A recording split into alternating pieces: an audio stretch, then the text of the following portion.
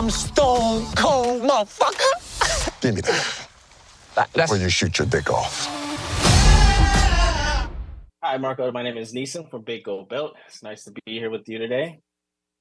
Nothing much, man. I just want to say your resume touches everything from John Wick 4 to Machete Kills to even Demi Lovato's Confident. But you never played a salsa dancing assassin, right? So can you talk about just your dancing background, if you have any, the prep that it took, and just the symbiotic relationship between dance and stunts? Yeah, no, for me, I don't have a background of dancing at all. I just danced when I was a kid in the clubs, a little bit, moving the hips, the classic thing. You try to do the least you can to just try to, but keep up, right? Keep up, yeah. But in this case, it was a big challenge. It was a nice challenge. It was actually a very exciting challenge because, through the dance was the way that I create the character. So it's like the questions arise were like, why he's dancing, and then when you discover why he's dancing, then you create the story, and then all that leads you to make this guy a human. Like, he's not just dancing because he's cool, and so then I create like a past story for the character, understand that past story, so why I'm dancing, what it means, this dance, so then my opponent, it means something for me, right? And then with all those elements, start creating the choreography and put that together, and then understanding how you mix the dance and the rhythms of the dancing with the martial arts and the fighting techniques that are out of rhythm. A kick, a punch, it cannot be on rhythm because your opponent will read the attack. So you want to break the rhythm, right? That's the whole thing. It's actually strategy. You show a rhythm in a fight, and then you break the rhythm, and that's how you surprise your opponent. So how you do that, but staying on dancing and make it look like a dance, that was another challenge. That was a big challenge. So it was fun, man. It was a lot of rehearsing and trying things, and it was a fun challenge.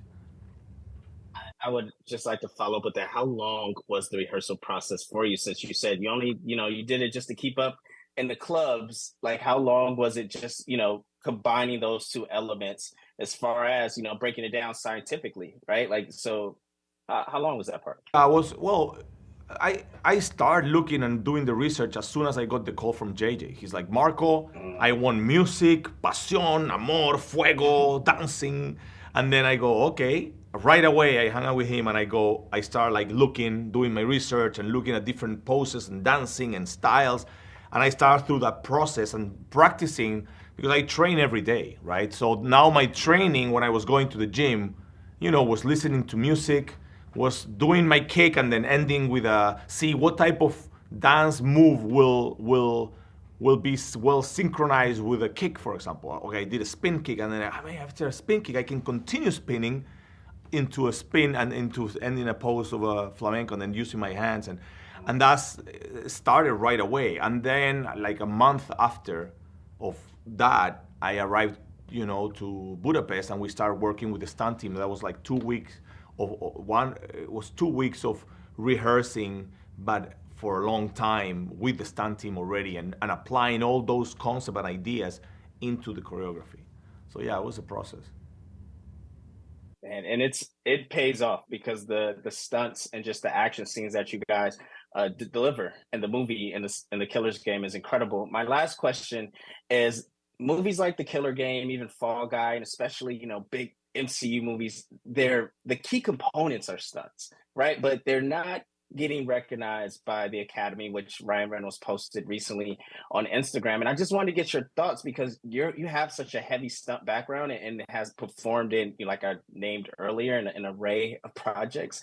I just wanted to get your thoughts on that. And do you see the Academy acknowledging stunts because they are a key component in these blockbuster and also, critically acclaimed films? I think it should, but I think it's not easy because in a stunt job, there's so much people involved.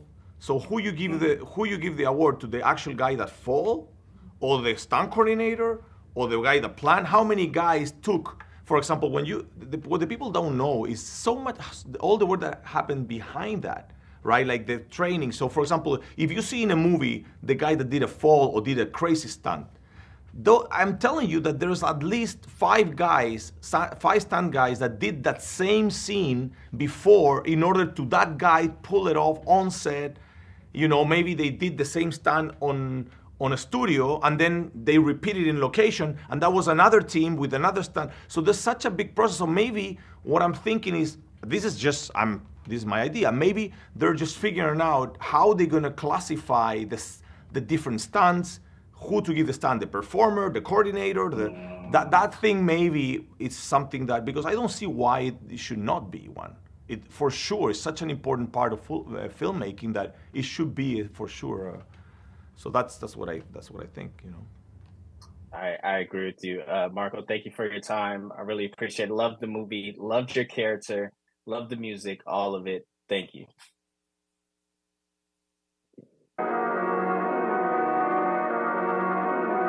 I